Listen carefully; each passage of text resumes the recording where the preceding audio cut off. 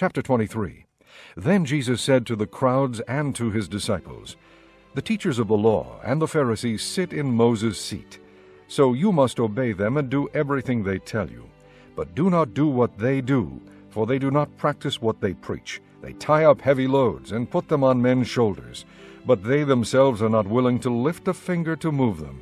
Everything they do is done for men to see. They make their phylacteries wide and the tassels on their garments long. They love the place of honor at banquets and the most important seats in the synagogues. They love to be greeted in the marketplaces and to have men call them Rabbi. But you are not to be called Rabbi, for you have only one Master, and you are all brothers. And do not call anyone on earth Father, for you have one Father, and he is in heaven. Nor are you to be called Teacher, for you have one Teacher, the Christ. The greatest among you will be your servant. For whoever exalts himself will be humbled, and whoever humbles himself will be exalted. Woe to you, teachers of the law and Pharisees, you hypocrites! You shut the kingdom of heaven in men's faces. You yourselves do not enter, nor will you let those enter who are trying to. Woe to you, teachers of the law and Pharisees, you hypocrites! You travel over land and sea to win a single convert, and when he becomes one, you make him twice as much a son of hell as you are. Woe to you, blind guides! You say, if anyone swears by the temple, it means nothing, but if anyone swears by the gold of the temple, he is bound by his oath.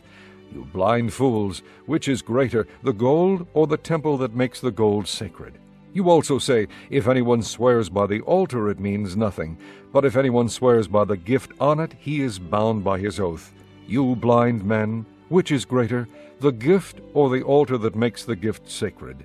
Therefore, he who swears by the altar swears by it and by everything on it. And he who swears by the temple swears by it and by the one who dwells in it. And he who swears by heaven swears by God's throne and by the one who sits on it. Woe to you, teachers of the law and Pharisees, you hypocrites! You give a tenth of your spices, mint, dill, and cumin, but you have neglected the more important matters of the law, justice, mercy, and faithfulness. You should have practiced the latter without neglecting the former. You blind guides! You strain out a gnat, but swallow a camel. Woe to you, teachers of the law and Pharisees, you hypocrites! You clean the outside of the cup and dish, but inside they are full of greed and self-indulgence. Blind Pharisee! First clean the inside of the cup and dish, and then the outside also will be clean. Woe to you, teachers of the law and Pharisees, you hypocrites! You are like whitewashed tombs, which look beautiful on the outside, but on the inside are full of dead men's bones and everything unclean. In the same way, on the outside you appear to people as righteous, but on the inside you are full of hypocrisy and wickedness. Woe to you, teachers of the law and Pharisees, you hypocrites! You build tombs for the prophets and decorate the graves of the righteous, and you say, if we had lived in the days of our forefathers, we would not have taken part with them in shedding the blood of the prophets.